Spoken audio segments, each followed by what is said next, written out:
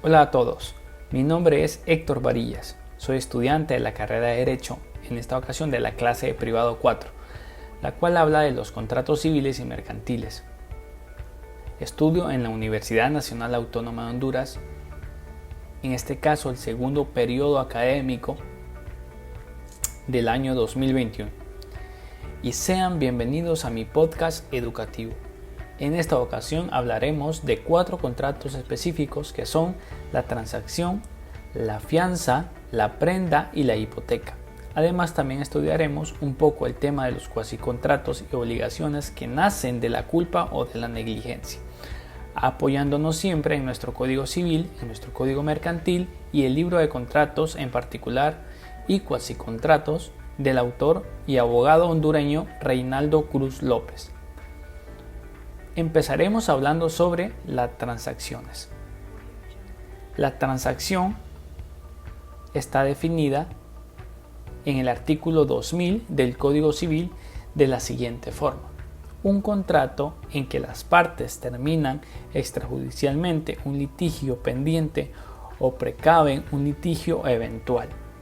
Aunque esta definición no lo dice, en la transacción debe haber mutuas concesiones o sacrificios, pues la falta de ella importaría a la renuncia o a un derecho. Por eso no hay transacción en el desistimiento liso y llano de la demanda, aunque extinguen las acciones o derechos a que se refiere. Por eso una mejor definición sería que un contrato en que las partes, sacrificando parte de sus pretensiones, ponen fin a un litigio pendiente o precaven un litigio eventual. Hablando sobre los caracteres del contrato, la transacción es un contrato consensual porque se perfecciona por el solo consentimiento de las partes. La ley no exige formalidad alguna. Es literal porque como consecuencia de las concesiones recíprocas, ambas partes quedan obligadas. También es oneroso, pues que cada parte hace sacrificios en provecho de la otra parte, de la prestación o de cada parte que se obliga, pues dependerá que el contrato sea conmutativo o sea oneroso. De igual forma, el artículo 2001 establece que no puede transigir sino la persona capaz de disponer de los objetos comprendidos en la transacción. Es decir, que este artículo hace referencia a la capacidad que exige la ley para transigir. En cuanto al poder para hacerlo, la facultad de transigir es aquella que no se entiende, conferidas a un mandatario sin especial mención. En el artículo 2002 estipula que el mandatario necesita de poder o cláusula especial para transigir, sin que haya necesidad de especificar los bienes, los derechos y acciones sobre que éste se deba versar a la transacción. El objeto específico de la transacción, en pocas palabras, no pueden ser objeto de la transacción las cosas no comerciales, de manera que son suspensibles o susceptibles de transacción. La acción penal derivada de un delito, pero puede transigirse sobre la acción civil que nace de ese delito. También el estado civil de la persona, o el derecho o alimentos futuros forzosos. También los derechos ajenos o inexistentes. La nulidad de la transacción. Cuando hablamos de la transacción que es nula por las mismas causas que generalmente invalidan todos los contratos. Por ejemplo, el dolo y la violencia, que nos menciona en el artículo 2007 del Código Civil, el error. El error pues puede recaer sobre la identidad de la persona o sobre la identidad del objeto sobre el cual se transige o sobre la cual existiese el derecho. La transacción celebrará o celebrada en consideración al título nulo. Conforme al artículo 2008 es nula todas sus partes, las transacciones celebradas en consideración a un título nulo, a menos que las partes hayan tratado expresamente sobre la nulidad del título. Por ejemplo, un heredero transige con un legatario en circunstancias de que es nula el testamento en que se instituye el legado. La transacción de un litigio terminado por sentencia firme, según el artículo 2009 del Código Civil, nos menciona que es nula asimismo la transacción si al tiempo de celebrarse esta estuviera ya terminado el litigio por sentencia pasada en autoridad de cosa juzgada. Y como último ejemplo tenemos la transacción sobre el objeto de títulos que posteriormente descubiertos demuestran que una de las partes no tenía derecho alguno. Por ejemplo, en una persona celebrada una transacción sobre un objeto que a otra parte dice haberlo adquirido por legado, pero después que éste aparece un documento auténtico del mismo en el cual consta que ese objeto fue enajenado a un tercero por el testador. Y por último, en cuanto al tema de las transacciones, hablaremos sobre los efectos. En el artículo 2015 nos menciona que solo produce efectos entre los contratantes. El artículo 2016 nos menciona que sus efectos se alimentan a los derechos sobre los cuales se ha transigido. Y el artículo 2014 nos menciona que produce el efecto de la cosa juzgada. Muy bien, ahora hablaremos sobre el tema o sobre la fianza. La fianza, en el segundo tema, pues que es la fianza, abordaremos en este podcast sobre los contratos de derechos civiles, que será pues la fianza. En el primer lugar, señalaremos que la fianza pertenece al grupo de las garantías personales, en las garantías típicas de estas. En esta clase, el acreedor no le perjudica la insolvencia del deudor mientras permanecen solventes las demás obligaciones. El concepto de la fianza, bueno, la palabra fianza tiene dos acepciones. En un sentido amplio, emplea como sinónimo de caución. Esta es la acepción que tiene el artículo 451 del Código Civil. Pero en su sentido propio y estricto, la fianza es un contrato por el cual uno de los contratantes de su garantía personal para asegurar el cumplimiento de una obligación contraída por la persona o por la otra persona, la contraparte, comprometiéndose a cumplirla ella. Si ésta no la hiciere en el tiempo y en la forma en que se debe cumplir o que se debe haber obligado a llevarla a efecto. También en el artículo 2021 nos menciona que la define de una forma concisa al decir que por la fianza se obliga a uno a pagar o a cumplir por un tercero, en el caso de no hacerlo este. Los caracteres de la fianza. La fianza pues es un contrato accesorio, generalmente consensual, unilateral y gratuito. Es un contrato accesorio porque, siendo su finalidad procurar al acreedor una garantía, supone necesariamente una obligación de garantizar y sin la cual la fianza pues no podría existir. Es un contrato generalmente consensual porque se perfecciona con el solo conocimiento del fiador y el acreedor. Sin embargo, algunas veces la ley exige la solemnidad de otorgarse en escritura pública. Es un contrato unilateral también porque solo se obliga al fiador para con el acreedor. De último, tenemos que el contrato gratuito, que es un contrato gratuito por su naturaleza, tiene por objeto de la utilidad de una de las partes, sufriendo la otra el gravamen. La clasificación de la fianza, la fianza se clasifica desde varios puntos de vista. Primero, por el origen de la obligación de dar fianza. Esta puede ser convencional, puede ser legal o puede ser judicial. Como segundo punto, por su remuneración. La fianza puede ser onerosa o puede ser gratuita, según que sea o no sea remunerado el fiador. También por su extinción. La fianza puede ser definida o indefinida.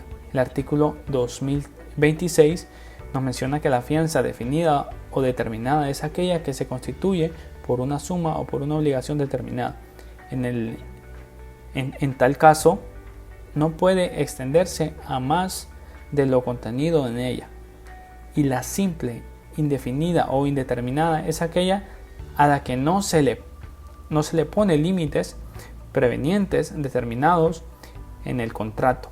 Por lo mismo, comprenderá no solo la obligación principal, sino sus accesorias, incluso los gastos del juicio. Como cuarto punto, tenemos por la obligación por la forma de obligarse o obligación de esta. La fianza puede ser ordinaria o puede ser solidaria. La ordinaria es la que presta constituyéndose una persona simplemente en fiador de otra. Y la solidaria es aquella en que se declara expresamente una persona que se obliga solidariamente o se constituye en fiador solidario del deudor principal, y entonces su obligación se rige por las reglas sobre las obligaciones solidarias. Y como último punto, por la clase de las normas en que se regulan. Puede ser civil, puede ser mercantil o puede ser de una manera administrativa. Es fianza mercantil cuando se constituye por empresas que practican profesionalmente esta operación y la otorgada por los establecimientos bancarios. Y puede ser fianza administrativa, pues es esta la que se constituye con un motivo de desempeño de determinados cargos públicos o de la ejecución de las obras o servicios públicos. Muy bien, las obligaciones que pueden ser garantizadas con la fianza.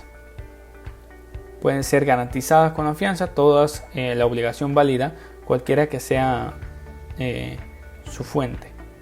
Puede ser las obligaciones contractuales, las que producen o proceden de un cuasi contrato, de un delito, de un cuasi delito o de un hecho colapso no penado por la ley, siempre que se refieran a la responsabilidad pecuniaria. La fianza obra obligación futura. La fianza sobre las obligaciones futuras, conforme al artículo 2024, puede tener o presentarse fianza en garantía de las deudas futuras cuyo importe no sea aún conocido, pero no se podrá reclamar contra el fiador hasta que la deuda sea líquida.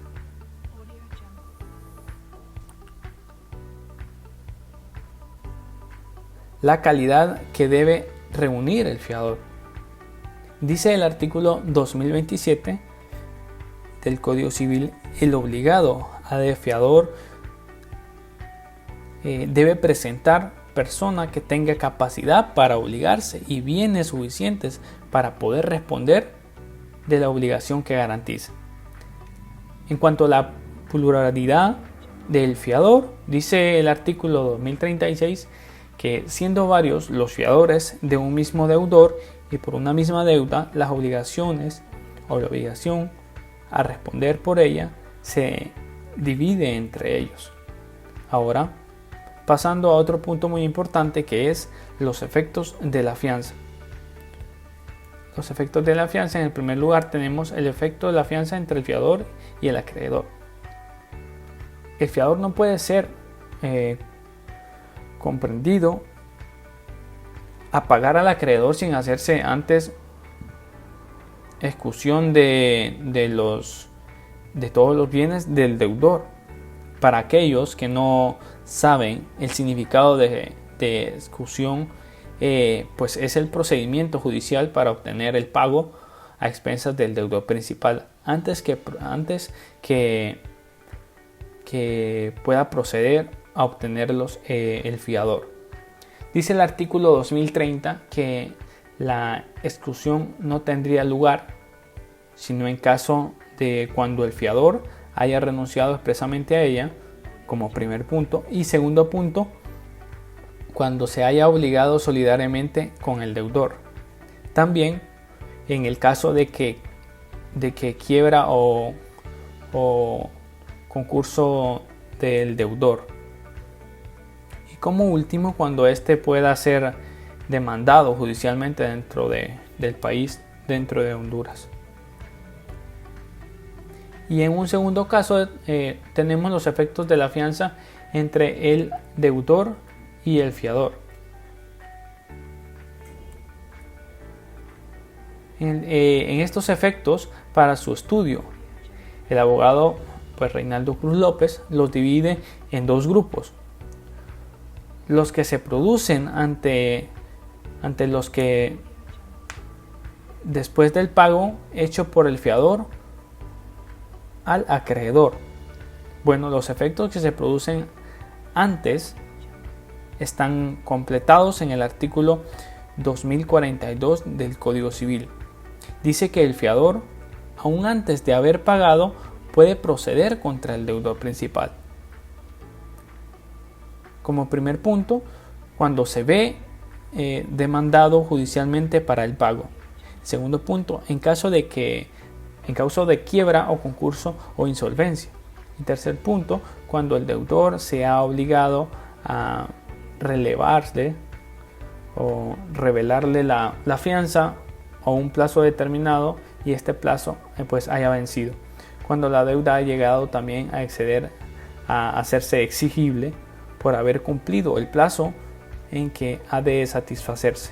Y como último punto, al cabo de 5 años, cuando la obligación principal no tiene término fijo para su vencimiento, a menos que sea de tal naturaleza que no pueda extinguirse sino en un plazo mayor de 5 años.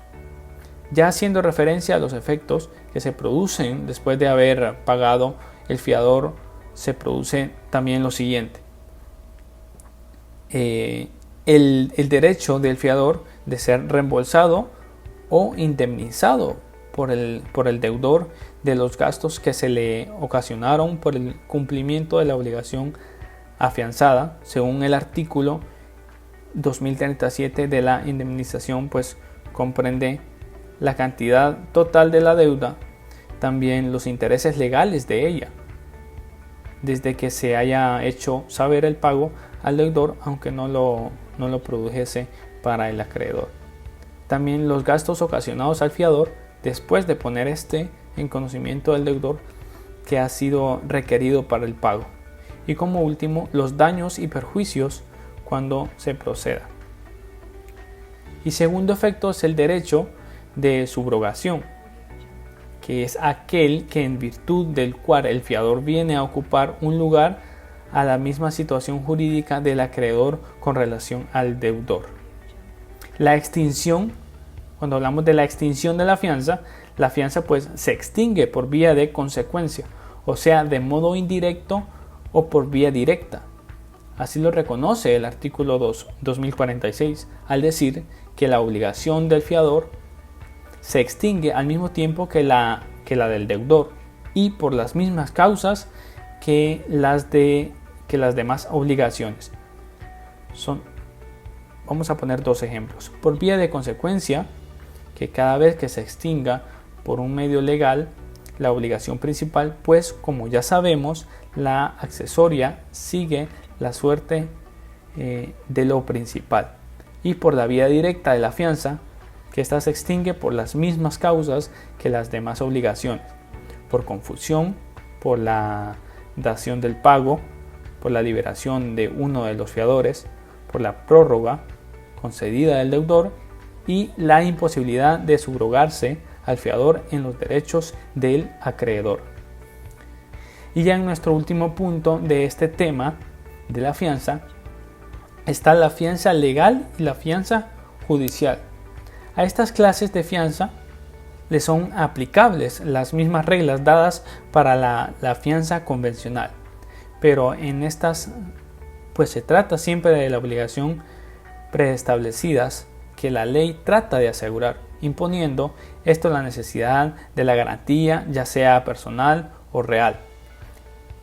Y si el obligado no puede hallar una fianza, bien puede admitírsela a otra clase de garantía con tal de que sea bastante para cubrir las obligaciones que trate de garantizar.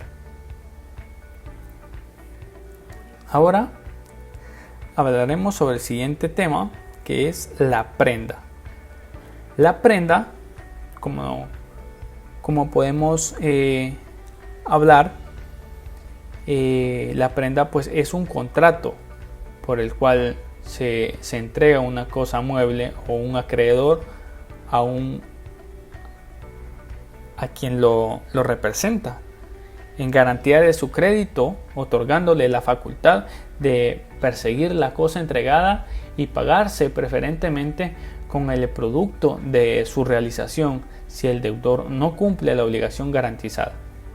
Bueno, en el contrato de prenda puede ser también mercantil. Dice el artículo 1289 de nuestro Código de Comercio: será mercantil la prenda constituida en casas de empeño y en prendas que entre en sus actividades profesionales tengan la de conceder los préstamos o créditos de garantía prendataria. La prenda mercantil podrá constituirse por el deudor o por un tercero, aún sin el consentimiento legal de aquel. El artículo 1291. Podrá darse también la prenda toda clase de bienes corporales e incorporales. El artículo 1292. También podrán darse en prenda bienes fungibles e infungibles. En el primer caso, la prenda subsistirá a pesar de la situación de las cosas por las otras mismas especies. En la prenda de los bienes fungibles se presume este derecho de sustitución salvo pacto en contrario. Muy bien. También hablaremos sobre el campo del derecho civil. Vamos a regresar al campo del derecho civil, donde dice que el autor del libro de los contratos particulares y cuasicontratos dice que la prenda es un contrato real, unilateral, accesorio y es un título de mera tenencia. En un contrato real porque se perfecciona por la entrega de la cosa empeñada. También que es un contrato unilateral porque del contrato de la prenda nacen las obligaciones para el acreedor prendatario, aunque eventualmente puede resultar obligado el deudor en el artículo 2071. Es un contrato también accesorio y es un título de mera tenencia.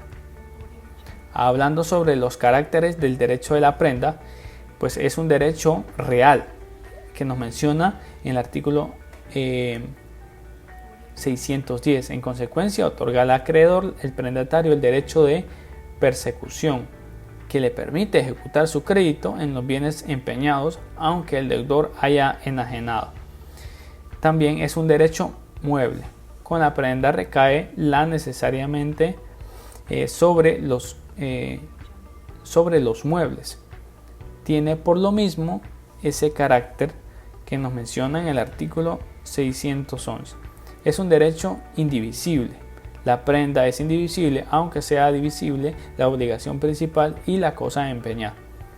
La capacidad para constituir la prenda. Para dar una cosa en prenda es necesariamente la facultad de disponer de ella, es decir, de ser dueño. Las cosas que pueden empeñarse. Todas las cosas muebles, comerciables, pueden darse en prenda, incluyendo las cosas incorporales como los créditos. ¿Sí?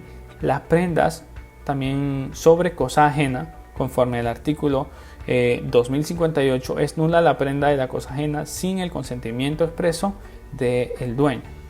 En los efectos del contrato de prenda, el contrato de prenda produce los derechos de las obligaciones para el acreedor prendatario y para el deudor o constituyente de la prenda.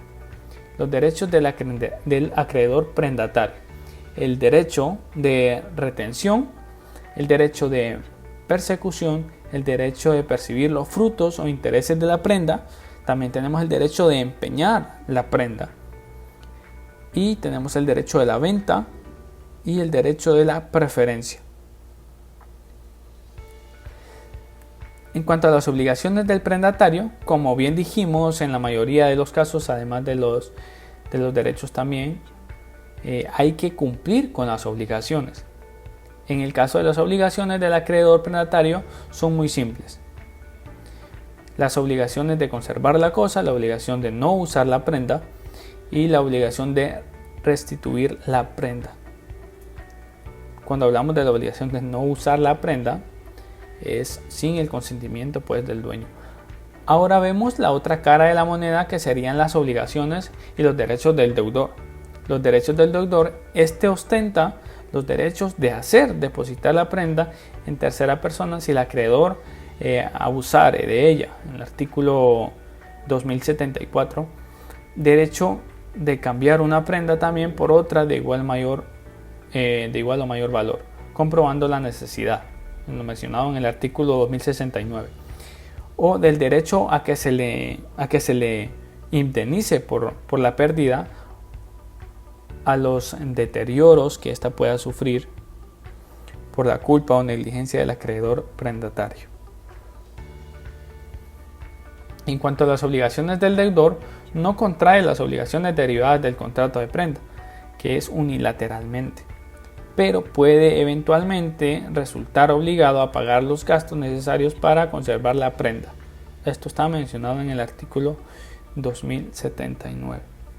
Y ya finalizando con este tema, tenemos la extinción del derecho de prenda. Según el artículo 2097 del Código Civil, el derecho de prenda se extingue primero, por la extinción de la obligación principal a que accede. Segundo, por la destrucción completa de la cosa empeñada. Tercero, cuando la propiedad de la cosa empeñada pasa al acreedor por cualquier título. Y por último, cuando en virtud de una condición resolutoria se pierde el dominio que le dio la cosa en prenda que tenía sobre ella. Pero el acreedor de buena fe tendrá contra su deudor el derecho que le reconoce el artículo 2076 del Código Civil. Muy bien, ahora hablaremos sobre este tema que es muy interesante, que es la hipoteca. Bueno, en el contrato de hipoteca, en una convención por lo cual el deudor o un tercero asegura al acreedor el cumplimiento de toda obligación principal, efectuando especialmente bienes inmuebles determinados u otros derechos reales sobre esos bienes para el caso de que no sea cumplida dicha obligación en el plazo estipulado. En el Código Civil la define en el artículo 2098 como un derecho constituido sobre los bienes inmuebles o derechos reales del deudor de un tercero en beneficio de un acreedor para asegurar sobre sí mismos o sobre los mismos el cumplimiento de una obligación. La hipoteca, al igual que la prenda, está regulado también en el ámbito mercantil. el artículo 1313 del Código de Comercio dice que la hipoteca mercantil podrá constituirse también como un bien inmueble. Continúa diciendo en el artículo 1314 que podrá darse en hipoteca a las empresas mercantiles y los buques. Asimismo, podrán constituirse las hipotecas para garantizar los derechos de los tenedores en los títulos valores. Y estas hipotecas se caracterizan por varios aspectos. Mencionaremos algunos. Primero, porque podrán otorgar a favor de los acreedores intermediarios, si son al portador, o determinables, pero con no determinación, si los títulos son a la orden o son nominativos y aún no se hubieran indicado los nombres de los títulos. También porque existirán válidamente a favor de los títulos futuros de los documentos aún antes de su primera emisión. También por si los títulos son seriales. Cada tenedor de uno de ellos es acreedor de la hipoteca y fraccionario. Y por último, respecto al derecho mercantil, es que la hipoteca registrada a favor de los bancos que tengan establecido o establezcan departamento de crédito e hipoteca conserva el derecho de estos sobre la propiedad hipotecada por el término de 30 años, no obstante lo establecido en el Código Civil. Los plazos de extinción, prescripción, registro y convención del derecho de acreedor hipotecario a favor de los expresados en los bancos será de 30 años. Ahora, regresando al área de civilista, el autor antes mencionado, Reinaldo Cruz, señala las semejanzas entre el contrato de prenda y el de hipoteca, que son los siguientes. Bueno, los dos contratos accesorios por la naturaleza ya suponen una obligación principal que garantiza y sin la cual sus efectos no pueden subsistir. La segunda semejanza que nos habla es que tanto como la prenda como la hipoteca pueden constituirse no solo por el deudor, sino también por un tercero, aún sin conocimiento del deudor. El tercero, que ambos contratos dan. El tercer punto es que ambos contratos dan derecho al acreedor a que una vez vencida la obligación garantizada pueda vencer la cosa empeñada o hipoteca y con su producto pagarse preferentemente su crédito. Como cuarto punto, en ambos contratos es nula la cláusula de que el acreedor, en caso de no cumplimiento del deudor, se apropie de la cosa empeñada o de la hipoteca. Y por último, en uno y otro, para su validez es necesario que el constituyente de la garantía sea dueño y tenga la facultad para disponer de la cosa que se empeña o se hipoteca en este caso. El mismo autor señala también que las diferencias entre estas. Como primera diferencia, el de la prenda tiene por objeto bienes muebles, mientras que el de la hipoteca recae sobre los bienes inmuebles o derechos reales constituidos en esa clase de bienes, con excepción de la hipoteca mercantil, que como ya dijimos anteriormente, también se puede hipotecar buques y empresas mercantiles. Como segunda diferencia, en la que la prenda, la cosa empeñada, se entrega al acreedor a un tercero que lo represente, salvo en la prenda mercantil sin desplazamiento, mientras que en la hipoteca el bien hipotecado sigue en poder de su dueño. Y por tercer punto de diferencia, el contrato de la prenda es real. En cambio, el de la hipoteca es solemne, ya que no queda perfecto, sino cuando constituye en escritura pública y se inscribe en el registro hipotecario o de hipotecas. Los caracteres del derecho de hipoteca. Bueno, que la hipoteca es un derecho real, es un derecho inmueble, es un derecho accesorio, también es un derecho de preferencia, y el derecho de hipoteca es un derecho indivisible.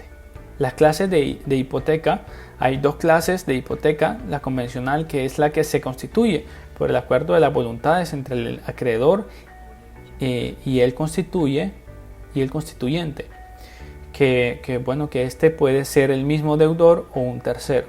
Y la hipoteca legal, que es la que se constituye por disposición de la ley, como la que establece pues en el artículo 795 del Código de Procedimientos, que dice: en las adjudicaciones de propiedades raíces que se hagan a los comuneros durante el juicio divisorio, o en la sentencia final, se entenderá constituida hipoteca sobre las propiedades adjudicadas. Las cosas que no pueden ser hipotecadas, tenemos los frutos y las rentas pendientes, los objetos muebles colocados permanentemente en los edificios, los títulos de la deuda del Estado, de los municipios, en las obligaciones y acciones de bancos, empresas, compañías de cualquier especie. También el derecho real en cosas que aún que se deban pues poseer en un derecho futuro, no estén inscritas a favor del que tenga el derecho de poseer. Las servidumbres también, a menos que hipotequen junto con el predio dominante, el uso de la habitación y las minas. Las modalidades de las hipotecas: la hipoteca pues puede constituirse bajo cualquier condición, o desde el día cierto hasta el día incierto, por una obligación condicional. Y finalizando con la hipoteca, la extinción de esta, al igual que la fianza y la prenda, se extingue por vía principal o directa y por vía consecuencial o indirecta. Muy bien, este siguiente tema también es muy relevante, muy importante, y hablaremos pues de los cuasicontratos. Dice el artículo 2197 de nuestro código que son cuasicontratos, Código Civil, son cuasicontratos los hechos lícitos y puramente voluntarios de los que resulta obligado su autor para con un tercero, y a veces una obligación recíproca entre los interesados. El artículo 1198, hay tres principales cuasicontratos. Esto lo menciona en nuestro Código Civil. La agencia dice que hay tres principales cuasicontratos: la agencia oficiosa, el pago de lo no debido y la comunidad de bienes. Muy bien, la agencia oficiosa o gestión de negocios ajenos, llamada comúnmente gestión de negocios, es un cuasicontrato por el cual el que administra sin mandato de los negocios de alguna persona se obliga para que ella y la obligada en ciertos casos. Dice que la persona que realiza la gestión se llama gestor oficioso y la persona cuya cuenta se verifica se denomina interesado. Es importante aclarar para que no quede en confusión algunas cosas. ¿Sí? Vamos a aclarar la diferencia entre el mandato y la agencia oficiosa.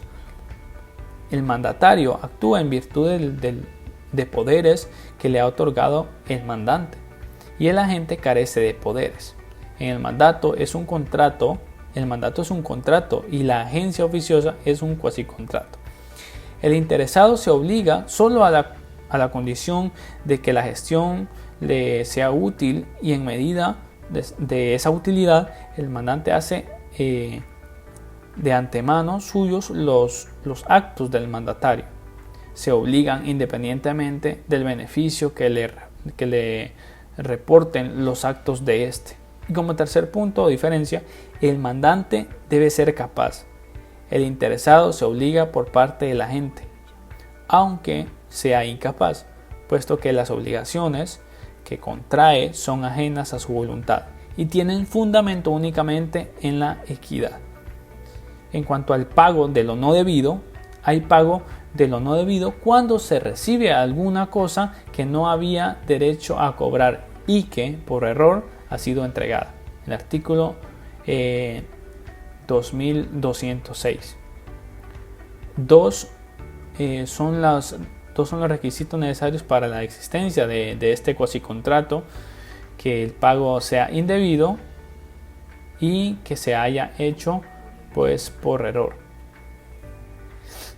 En cuanto a la comunidad de bienes, existe este cuasicontrato cuando hay comunidad de cosa universal o singular entre dos o más personas, sin que ninguna de ellas pues haya contratado sociedad o celebrado otra convención relativa a la misma cosa. En el cuasicontrato de la comunidad de bienes supone ciertamente una comunidad, pero no toda comunidad constituye un cuasicontrato. Según el artículo 2234 de la comunidad, termina por la reunión de las cuotas de todos los comuneros en una sola persona. También por la destrucción de la cosa común. Y por último, por la división del haber común. Finalizando con nuestro podcast, hablaremos rápidamente de las obligaciones que nacen de la culpa o negligencia. Dice el artículo 2236 que por acción o omisión causa daño a otro, intervención, culpa o negligencia, esta obligación a reparar está obligado pues a reparar el daño de lo causado. Algunos ejemplos que nos da el código son: el padre o la madre son responsables del perjuicio causado por los hijos menores de edad que viven en su compañía. También los guardadores, lo que son de los perjuicios causados por los menores o incapaces que estén bajo su autoridad y habitan en su compañía. También los dueños o directores de un establecimiento o empresa respecto de los perjuicios causados por sus dependientes en el servicio de los ramos en que les tuvieran empleados o con ocasión de sus funciones, etcétera, etcétera, etcétera. Bueno, hasta aquí con nuestro podcast académico. Espero haya sido de mucho agrado y muchas gracias por escuchar y hasta la próxima.